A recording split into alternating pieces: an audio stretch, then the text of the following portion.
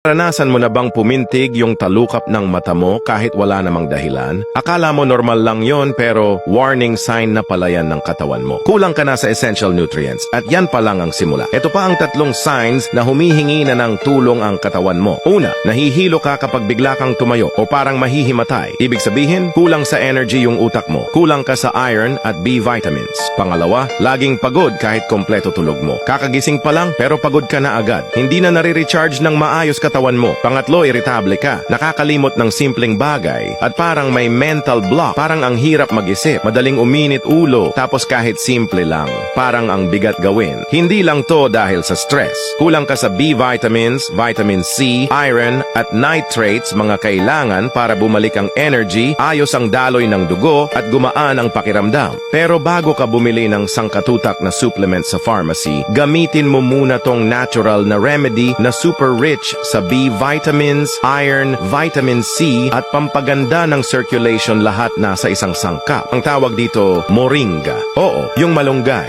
Sa loob lang ng ilang araw, ramdam mo na agad ang malaking pagbabago. Kung gusto mong itry yung exact moringa na ginagamit ng iba, andyan lang sa Yellow Basket.